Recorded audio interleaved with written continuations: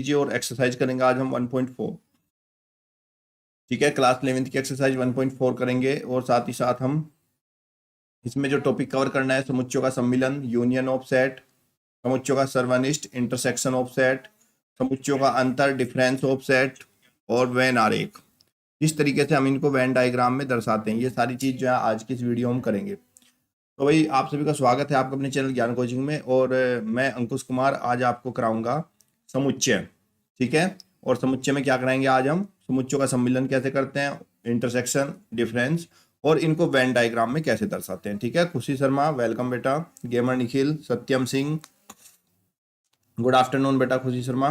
ठीक है, तो चलिए शुरू करते हैं। सबसे पहले हम समुच्चयों के सम्मिलन से बात को शुरू करते हैं कि समुच्चयों का सम्मिलन क्या होता है। ठीक है, नमस्ते अंशिका लाथोर, सत्यम सिंह गुड आफ्टरनून बेटा। तो चलिए शुरू करते हैं समुच्चय के सम्मिलन से। ठीक है, SR लेविन वेलकम। तो समुच्चय का सम्मिलन कितने बच्चे जानते हैं क्या होता है? भाई सम्मिलन का मतलब होता है समुच्चय को इकट्ठा कर देना। समुच्चय के सम्मिलन का मतलब क्या हो गया? समुच्चय को इकट्ठा कर देना, उसी को हम समुच्चय का सम्मिलन कहते हैं। जैसे कि सबसे पहले हम सम्मिलन की बात करेंगे। एक एक टॉपिक बहुत ध्यान से करिएगा और अगर कुछ नोट करने का हुआ तो आप लोग मुझे बता दीजिएगा, मैं रुक जाऊंगा, उसको हम नोट भी कर लेंगे। ठीक है, राम राम जी, प्रणाम बेटा, प्रणाम। ओके, खुशी गुप्ता। चलिए देखिएगा, यहाँ पे हम क्या करेंगे, कोई समुच्चय लेंगे दो। एक ए समुच्चय अपने पास है जिसकी संख्या 1, 2, 3 और 4 है, और एक दूसरा समुच्चय हम बी लेंगे। बी के जो हमारे अवयव हैं वो 3, 4, 5 और 6 हैं। ठीक है, आपसे कहा जाएगा इसमें कि समुच्चयों का सम्मिलन ज्ञात कीजिए कि इसका सम्मिलन क्या होगा, ये आपको बताना है। तो समुच्चय का सम्मिलन का क्या मतलब होता है कि सभी समुच्चयों को इकट्ठा कर देना, सभी अवयव को एक जगह पर लिखना, सभी अवयव को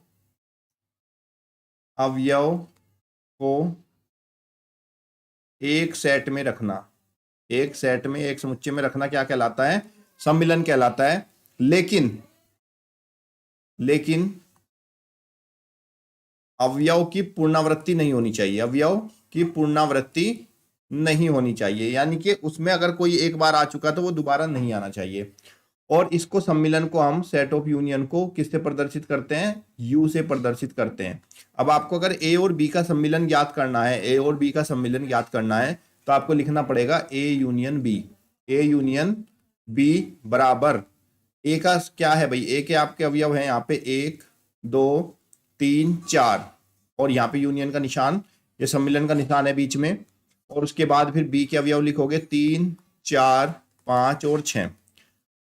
रिया यादव वेलकम बेटा।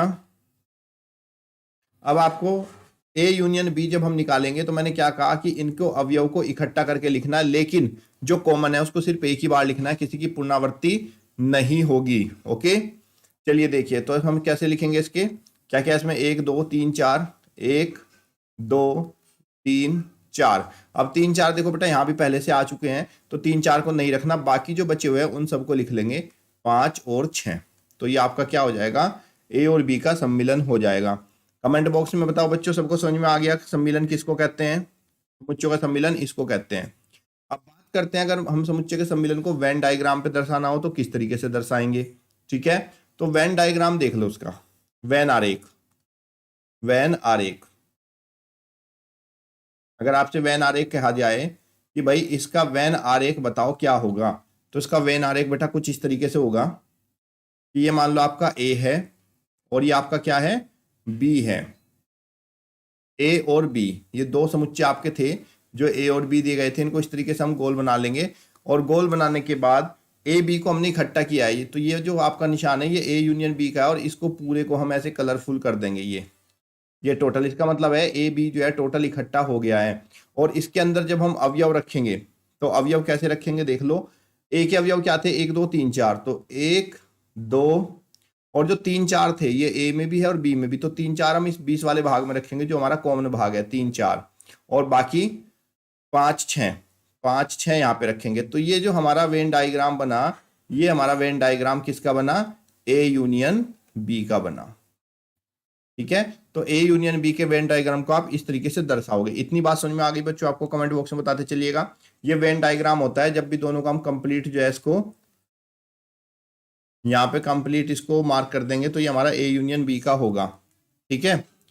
हाँ अंशी का बेटा शाम को होगी जीके की क्लास। अगला देखिए, सेकंड आपका था समुच्चयों का उभयनिष्ठ। समुच्चयों का उभयनिष्ठ नेक्स्ट जो टॉपिक है, ये सम्मिलन जो है सबको समझ में आ गया होगा मुझे उम्मीद है। अब बात करते हैं समुच्चयों का सर्वनिष्ठ। सर्वनिष्ठ हम कैसे निकालते हैं देख लीजिए अगला टॉपिक। एक एक चीज को हम बहुत आराम से समझते हुए जाएंगे ताकि आप लोगों को पेपर में कोई कंफ्यूजन क्रिएट ना हो। समुच्चयों का सर्वनिष्ठ, इसको हम इंटरसेक्शन ऑफ सेट कहते हैं। ठीक है। तो इसमें क्या करना है अपने को, जैसे कोई दो अवयव ले लिया हम। सर्वनिष्ठ का मतलब क्या होता है, जो दोनों में कॉमन होता है। उभयनिष्ठ लेते हैं, जैसे हमारे पास कोई दो समुच्चय है, ए समुच्चय अपने को ले लिया 1 2 3 और बी समुच्चय आपने ले लिया यहां से 3 4 5। ठीक है बच्चों। तो समुच्चयों का जो सर्वनिष्ठ है इसमें जो कॉमन होता है, जो दोनों में उभयनिष्ठ होता है, उसको हम लेते हैं और इसको हम इस निशान से दर्शाते हैं, उल्टे यू से। किससे दिखाते हैं हम इसको, उल्टे यू से हम इसको दर्शाते हैं। ये इसका निशान है उल्टा यू इंटरसेक्शन का, इसको हम इंटरसेक्शन बोलते हैं या फिर सर्वनिष्ठ भी बोल सकते हैं।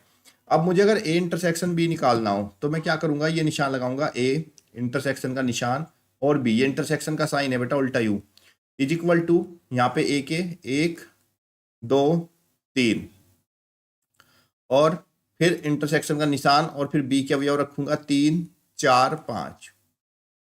अब इंटरसेक्शन का मतलब क्या हुआ, जो दोनों में कॉमन होता है सिर्फ उसको लिखना है। तो ए इंटरसेक्शन बी बराबर अपना क्या होगा, देखो 1 2 3 1 2 3, तो दोनों में कॉमन क्या है 3 है आपका, दोनों में कॉमन क्या आपका 3 है। तो ए इंटरसेक्शन बी का मान कितना हो जाएगा हमारा 3 हो जाएगा। ठीक है बच्चों। तो ए इंटरसेक्शन बी हमारा कितना आ गया 3। तो जब भी आपसे कहा जाए कि इसका इंटरसेक्शन निकालो या फिर आपसे कहा जाए इसका सर्वनिष्ठ ज्ञात करो, तो सर्वनिष्ठ ज्ञात करने का मतलब होता है कि उन जितने के बीच में से हम सर्वनिष्ठ ज्ञात कर रहे हैं तो उनमें से सब में जो कॉमन है वही उसका सर्वनिष्ठ हो जाएगा। ठीक है बच्चों। इतनी बात आप लोगों को समझ में आ गई कि नहीं आई, कमेंट बॉक्स में बताते चलो मुझे फटाफट। अब देखते हैं इसका वेन डायग्राम कैसे बनता है। सर इंटरसेक्शन का वेन डायग्राम, वेन आरेख। तो वेन आरेख कैसे बनेगा ध्यान से देखिएगा। अब देखिए मान लो ये आपका ए का भाग है और ये आपका बी का भाग है। ठीक है। अब इंटरसेक्शन की बात आ रही है। इंटरसेक्शन का मतलब क्या होता है कि जो दोनों में कॉमन होता है, जो दोनों में कॉमन होता है उसको हम इंटरसेक्शन कहते हैं। अब यहाँ पे देख लीजिए कॉमन भाग कौन सा है, ये वाला भाग कॉमन है, ये ए का भी हिस्सा है और ये वाला पार्ट आपका बी का भी हिस्सा है। तो हम कहेंगे कि ये जो चित्र है आपका, ये ए का भाग है, ये बी का, और ये जो बीच वाला भाग है आपका, ये हिस्सा, ये बीच वाला हिस्सा जो कलरफुल किया है, ये आपका ए इंटरसेक्शन बी है। अगर हम इसके हिसाब से देखें ए इंटरसेक्शन बी आपका कितना आया 3 आया, तो हम यहाँ पे ये जो हमारा बीच वाला भाग आया, ये जो हमारा बीच वाला भाग आया यहाँ पे हम 3 लिखेंगे और बाकी आपका ए के 1 2 3, 1 यहाँ आ जाएगा, 2 यहाँ आ जाएगा, 3 बीच में चला गया और यहाँ पे 4 और 5। तो ये जो आपका चित्र आपको दर्शाया जा रहा है ये इंटरसेक्शन बी का चित्र है। ठीक है बच्चों। इतनी बात समझ में आई। इस तरीके से इसका वेन डायग्राम हो जाएगा और जो कॉमन है वो उस कॉमन वाले भाग में आ जाएगा, क्योंकि ये जो भाग है बीच वाला, ये जिसमें 3 लिखा हुआ है, ये ए का भी हिस्सा है और बी का भी हिस्सा है, यानी कि दोनों का कॉमन है। ठीक है। सत्यम सिंह हीरो, जय हनुमान बच्चा, जय हनुमान। बहुत बढ़िया। ये बात समझ में आ रही है कि नहीं सबको, सर्वनिष्ठ समझ में आ गया कि नहीं आ गया, कमेंट बॉक्स में बताते चलिए। फटाफट स्पीड के साथ करते चले और कमेंट बॉक्स में बताते चलिए कि यहाँ से समझ में आ रहा है कि नहीं आ रहा है। अगला हमारा था समुच्चयों का अंतर। नेक्स्ट क्या था टॉपिक हमारा, समुच्चयों का अंतर। समुच्चयों का अंतर हम किस तरीके से निकालते हैं चलिए देखते हैं। नोट कर लीजिएगा, जिसको समझ में आ रहा है वो नोट करिएगा और जिसको समझ में नहीं आ रहा वो मुझे बता दीजिएगा एक बार। ठीक है। समुच्चयों का सर्वनिष्ठ, नहीं सर्वनिष्ठ तो हो गया हमारा। अगला क्या था टॉपिक, समुच्चयों का अंतर। नेक्स्ट टॉपिक है हमारा समुच्चयों का अंतर। चलिए देखिए समुच्चयों का अंतर हम कैसे निकालते हैं। भाई मान लिया हमारे पास दो समुच्चय हैं, एक समुच्चय ए है और ये दूसरा समुच्चय हमारा बी है। ए के जो कंपोनेंट है अवयव है वो है 1 2 3 और दूसरा हमारा क्या है बी है। और बी के अवयव आपके पास है मान लो 2 3 4 5। अब आपसे कहा जाए कि बच्चों इनका अंतर निकालो, अंतर का मतलब a माइनस बी ज्ञात करो कि a माइनस बी क्या होगा। तो जब हम समुच्चयों का अंतर निकालते हैं तो पहले हम क्या करेंगे, ए का मान रख लेंगे 1 2 3 माइनस 2 3 4 5। अब हम देखते हैं दोनों में उभयनिष्ठ कौन है। दोनों में उभयनिष्ठ कौन है, तो उभयनिष्ठ आपने देखा दो उभयनिष्ठ है, ये दो यहाँ पे भी है और यहाँ पे भी है। 3 उभयनिष्ठ है, 3 यहाँ पे भी है और 3 यहाँ पर भी है। तो जब हम इनका अंतर निकालेंगे, अंतर के लिए हम a माइनस बी करेंगे, तो बच्चों जो आपका a माइनस बी होगा इसका मान कितना आएगा, आपका 1 आएगा। यानी कि जब हम अंतर निकालते हैं तो अंतर में जो कॉमन होते हैं वो तो हट जाते हैं कॉमन वाले, और जो इधर पहले होता है, अगर इधर पहले a है तो a के बचे हुए अवयव को यहाँ पे लिखेंगे, वही आपका a माइनस बी होगा। और अगर आपको b माइनस ए निकालना है, ठीक है, तो अगर मान लो आपसे कहा दिया जाता कि b माइनस ए ज्ञात करो, इस तरीके से अंतर ज्ञात करो, तो पहले b के अवयव रखोगे तुम, पहले 2 3 4 5, ठीक है, उसके बाद फिर माइनस का निशान, फिर a के अवयव रखोगे 1 2 3। अब यहाँ से प्यारे बच्चों आप देखोगे कॉमन तो वही आपका 2 3 कॉमन आ जाएगा, तो 2 3 कॉमन आ गया, ये हट जाएगा, और आपका b माइनस ए जो है इसका मान आएगा आपका 4 और 5। आ गई मेरी बात समझ में। यानी कि जब हम इनका अंतर निकालते हैं तो अंतर निकालते हुए जो भी आपका इधर पहले रखा रहेगा, जो भी अवयव पहले रखा रहेगा अंतर में उसी के अवयव लिखेंगे, और जो कॉमन होंगे वो आपके हट जाएंगे। ठीक है प्यारे बच्चों, अब देखते हैं इसका वेन डायग्राम कैसे बनाते हैं, वेन आरेख इसका कैसे बनाते हैं। अब वेन आरेख बनाते हैं इसका, वेन आरेख किसका, a माइनस बी का। तो a माइनस बी का जब आप वेन आरेख बनाओगे तो ये आपका a का मान हो गया, ये आपका b का मान हो गया, ये a और ये b। अगर आप यहाँ पे a माइनस बी निकाल रहे हो तो a माइनस बी निकालते टाइम, a माइनस बी निकालते टाइम आपको सिर्फ कौन सा भाग लेना है, a वाला भाग लेना है, ये वाला। अगर मैं इसको ऐसे कलरफुल करता हूं तो ये आप देख रहे हो ना, यहाँ पे इस समय क्या है कि इसमें से a और b ये दोनों के भाग हैं, और जो कॉमन भाग है वो हट गया, और b वाला भाग भी इसके अंदर नहीं है। तो इसको मैं कहूंगा कि ये जो वेन डायग्राम है मेरा बच्चों, ये किसका है, ये वेन डायग्राम अपना a माइनस बी का वेन डायग्राम हो जाएगा। ये a माइनस बी का अंतर होगा। ठीक है, समझ में आ रहा है बच्चों? कमेंट बॉक्स में बताते चलिए कि सभी को समझ में आ रहा है कि नहीं आ रहा है। अगर किसी को कोई डाउट है तो कमेंट बॉक्स में पूछ सकता है। ठीक है, और भाई वीडियो लाइक नहीं किया आप लोगों ने बच्चों, तो लाइक जरूर करिएगा। अगर आपको समझ में आ रहा है तो लाइक जरूर करिएगा, लाइक में काफी कमी देखी गई है। ठीक है, लाइक तो जरूर कर दिया करो, लाइक करने में क्या है बच्चों। ठीक है, अगला देखिएगा, नेक्स्ट वाला। अब मान लो आपको a माइनस बी का निकाला, अब b माइनस ए का निकालना है। b माइनस ए का वेन डायग्राम कैसे दिखाओगे, आपको समझ में आ गया होगा बच्चों। चलिए फिर मैं आपको बना के दिखा देता हूं। अगर आपको b माइनस ए का वेन डायग्राम बनाना है, किसका, ये आपका a माइनस बी का वेन डायग्राम बनाना है, ये वाला a माइनस बी का बना। और अगर आपको b माइनस ए का वेन डायग्राम बनाना है तो ये ए बी, तो b माइनस ए में सिर्फ b वाले भाग को लिखेंगे। तो यानी कि आपको यहाँ पे किसको कलरफुल करना पड़ेगा, ओनली b वाले हिस्से को। ये वाला जो पार्ट है आपका इतना, इसको यहाँ पे कलरफुल कर देंगे। तो ये जो वेन डायग्राम होगा आपका, ये b माइनस ए का वेन डायग्राम हो जाएगा। ये डायग्राम आपका b माइनस ए का वेन डायग्राम होगा। इतनी बात समझ में आ गई सबको? कमेंट बॉक्स में बताओ बच्चों, इतनी बात समझ में आ गई क्या? बेटा फिजिक्स केमिस्ट्री क्लास जल्दी शुरू होंगी। फिजिक्स की आई थिंक 13 तारीख से मैंने कहा था आप लोगों को शुरू हो जाएगी।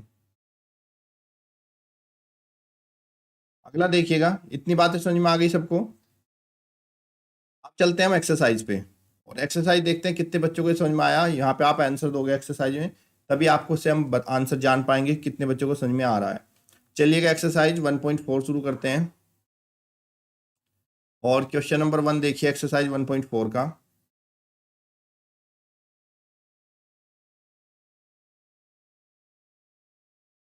चलिएगा देखिए, प्रश्नावली 1.4 है, निम्नलिखित में से प्रत्येक युग्म का सम्मिलन ज्ञात कीजिए।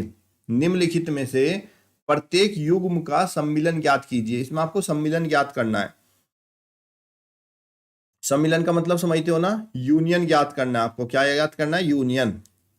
तो कितने बच्चे इसका आंसर देंगे कमेंट बॉक्स में बताओ भाई, जल्दी फटाफट कमेंट बॉक्स में जल्दी आंसर दो क्वेश्चन का। तो हम क्या करेंगे, यूनियन निकालना है, यानी कि आपको x यूनियन y ज्ञात करना है। क्या होगा, तो x के अवयव लिख लो 1 3 5, y के अवयव लिख लो 1 2 3। यहां से बच्चों x union y, X union Y में या क्या करना होता है, सबको इकट्ठा करके लिखना है, जितने भी हमारे हैं सबको इकट्ठा। लेकिन कोई अगर 2 बार है तो उसको सिर्फ एक ही बार करेंगे, उसको रिपीट नहीं करना है। तो कितना होगा, 1 3 5, 1 3 5 आ गए, इधर क्या बचा 2, ये 2 भी आ जाएगा यहाँ पे। तो ये आपका क्या होगा, ए यूनियन बी हो जाएगा, क्योंकि 1 3 5 इसके भी अवयव आ गए और 1 3 इसके भी अवयव इसमें आ गए हैं। तो जब हम सारे के सारे अवयव को इकट्ठा करके एक जगह रख देते हैं, लेकिन जो आपका 2 बार आ रहा है या 3 बार आ रहा है उसको केवल एक ही बार लिखते हैं, तो वो आपका ए यूनियन बी हो जाता है। ठीक है बच्चों, कमेंट बॉक्स में बताते चलो समझ में आ रहा है क्या, इसका नेक्स्ट वाले का आंसर दीजिएगा।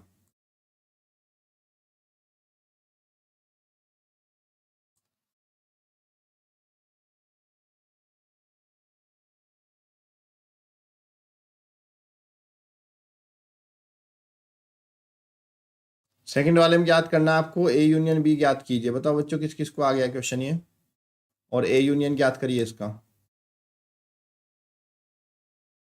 ए आपको दिया गया है और बी अवयव आपको दिया गया, पूछा गया कि ए यूनियन बी ज्ञात करो। तो ए यूनियन बी बराबर क्या हो जाएगा बच्चों, ए यूनियन बी बराबर आपका हो जाएगा, यहां से देखो इकट्ठा कर लो, A B C E I O you, यानी कि सारे अवयवों को इकट्ठा करके लिखना है। इसके अंदर ए और बी दोनों के अवयव होने चाहिए। देखो ए भी आ गया है, बी आ गया है, सी भी आ गया है, और ई है, आई है, ओ है, यू है। तो सारे अवयव इसमें आ गए, और जो 2 बार थे उनको केवल एक ही बार लिखेंगे। तो ये आपका क्या हो जाएगा, ए यूनियन बी हो जाएगा। ठीक है बच्चों,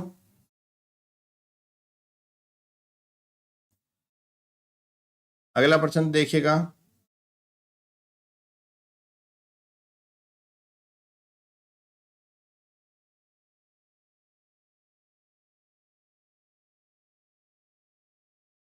थर्ड पार्ट देखिएगा, थर्ड पार्ट इसका।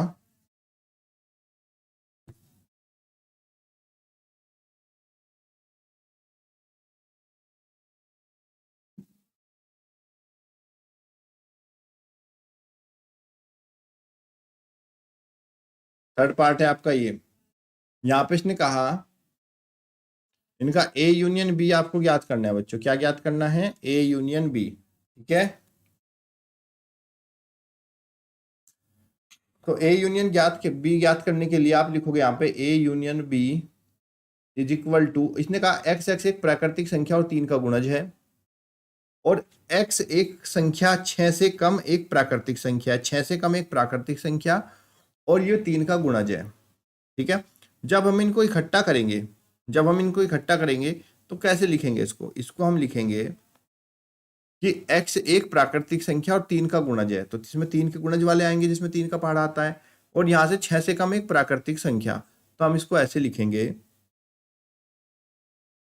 कि 6 से कम एक प्राकृतिक संख्या आपकी 1 2 3 4 5, और 6 तो 3 के पहाड़े में आता है 6, और उसके बाद 3 3 6, 3 9, 3 12, 3 15, और डैश डैश डैश, ये ऐसे ही चलता चला जाएगा, क्योंकि यहाँ पे कोई लिमिट नहीं है, और ये हमारा आंसर हो जाएगा ए यूनियन बी का।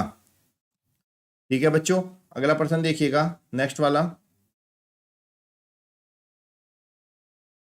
बहुत ही आसान क्वेश्चन है, इसमें टफ कुछ नहीं है, और नॉर्मल से ही सवाल है, आसानी से आप लोग इसको कर भी लोगे।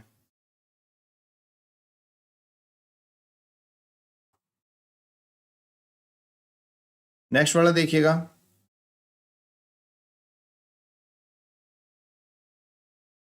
एक्स एक्स एक प्राकृतिक संख्या है, एक प्राकृतिक संख्या जो 1 से बड़ी है और 6 से छोटी, और या फिर 6 के बराबर, और यहाँ पे एक प्राकृतिक संख्या है जो 6 से बड़ी है और 10 से छोटी।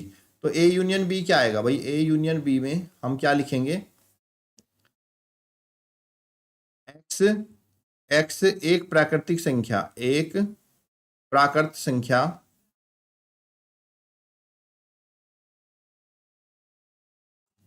और एक्स जो है वो क्या है, 1 से बड़ा है, एक्स 1 से बड़ा है, लेकिन छोटा या बराबर, एक्स 1 से बड़ा है और छोटा है किससे, छोटा है किससे वो, 10 से, छोटा है किससे,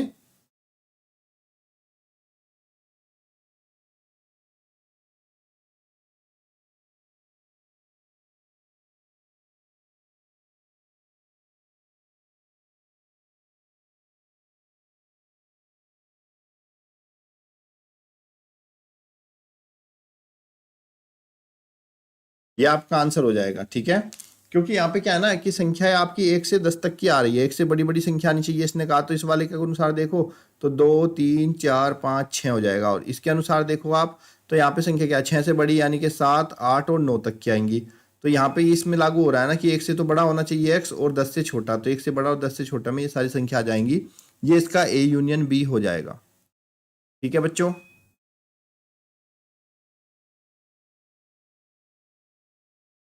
नेक्स्ट वाला देखिएगा।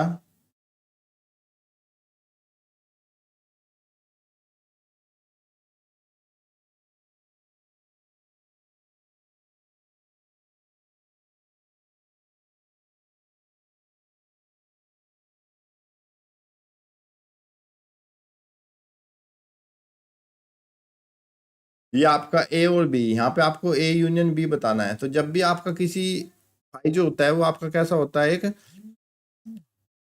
रिक्त समुच्चय होता है, रिक्त समुच्चय के साथ यूनियन निकाल लेते हो तो वही आता है। तो ए यूनियन बी आपका कितना हो जाएगा, ए यूनियन बी बराबर आपका ए हो जाएगा, क्योंकि बी जो है फाई है। और जब हम किसी समुच्चय और फाई के साथ निकालते हैं तो जो समुच्चय का हम यूनियन कर रहे होते हैं वो उसके इक्वल ही होता है। तो यहाँ पे ए यूनियन बी आपका कितना आ जाएगा, 1 2 3, और ये आपका आंसर हो जाएगा। ठीक है बच्चों, इतना समझ में आया आप लोगों को? कमेंट बॉक्स में बताते जाओ, कमेंट बॉक्स में बता दो बच्चों, कमेंट बॉक्स में जल्दी जल्दी कि समझ में आ रहा है कि नहीं आ रहा, और वीडियो को शेयर भी करते चलिए।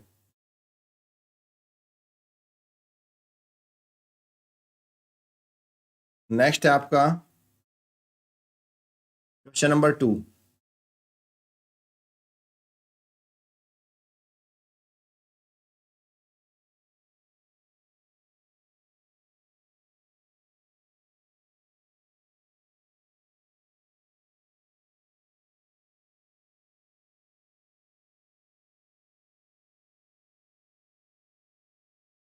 क्वेश्चन नंबर 2 है हमारा।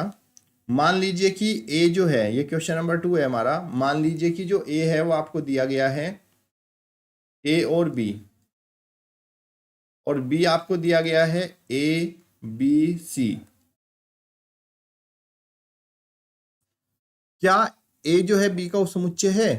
क्या ए बी का उपसमुच्चय, आप ये बताना है। तो आप यहाँ पे देखिए भाई, ए के जो सारे अवयव हैं वो है ए बी, और ए के जो अवयव हैं वो बी के भी है। यानी कि जो ए के अंदर अवयव हैं वो आपके क्या हैं, ए के अंदर अवयव ए बी है और बी भी है। ठीक है, और यहाँ पे अगर बी के अवयव देखो तो बी के अवयव में भी ए बी है, यानी कि दोनों में ही अवयव हैं। तो हम कह सकते हैं कि हाँ, अगर ए के सारे अवयव बी में है तो हम कहेंगे कि हाँ ए जो है वो उपसमुच्चय है किसका, बी का। अब कह रहा है कि अगर ए बी का उपसमुच्चय है तो ए यूनियन बी क्या होगा।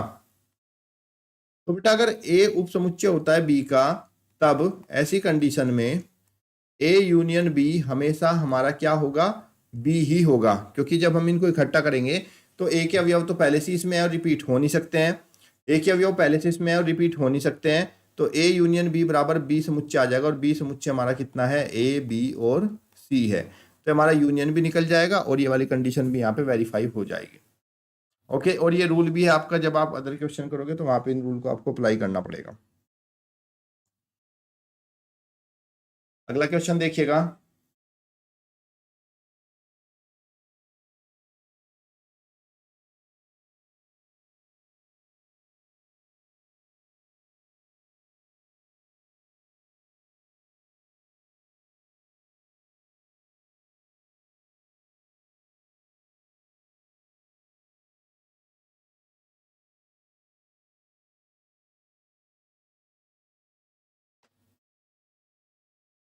यदि ए और 2, इसने कहा है कि यदि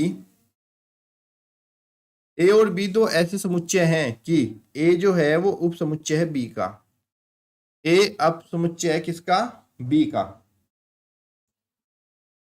ए उप समुच्चय अगर बी का है तब क्या, तो क्या ए यूनियन बी होगा। तो ए यूनियन बी क्या होगा, तो अगर बेटा ए उप समुच्चय बी का, जो कि इससे पहले प्रश्न में हमने किया, तो ऐसी कंडीशन में हमेशा ए यूनियन बी जो है वो हमेशा हमारा बी होगा। ए यूनियन बी हमारा क्या होगा, हमेशा बी होगा। ऐसा क्यों, क्योंकि भाई जो ए है वो उप समुच्चय बी का, तो ए के जो अवयव हैं, ए के जो अवयव है, एक अवयव मान लो ए है, तो बी का अवयव भी क्या होगा, बी का अवयव भी ए ही होगा। लेकिन बी में ए भी अवयव हो सकता है, बी भी हो सकता है, सी भी, क्योंकि बी का तो ए उपसमुच्चय है ना। तो जो ए के अंदर आए हैं वो ऑलरेडी बी के अंदर हैं और बाकी बचे तो बी में आएंगे ही। तो जब हम इसको यूनियन करेंगे, तो यूनियन करने की कंडीशन में जब हम यूनियन करते हैं तो जो इकट्ठा होता है उसको तो एक बार लिखते हैं और बाकी बचे उसको भी लिखना है। तो इसका मतलब हमारा ए अगर उपसमुच्चय बी का तो ए यूनियन बी जो हमारा बी ही होगा, यानी कि जो हमारा अधिसमुच्चय है वही हमारा यूनियन भी हो जाएगा।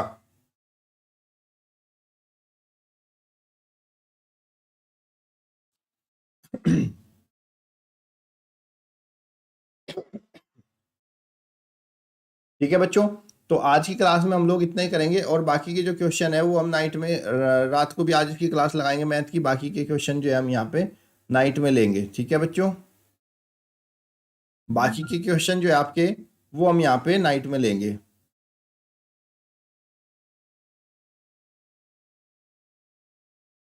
क्वेश्चन नंबर 4, 5, 6 ये सारे क्वेश्चन जो हम नाइट में करेंगे। ठीक है।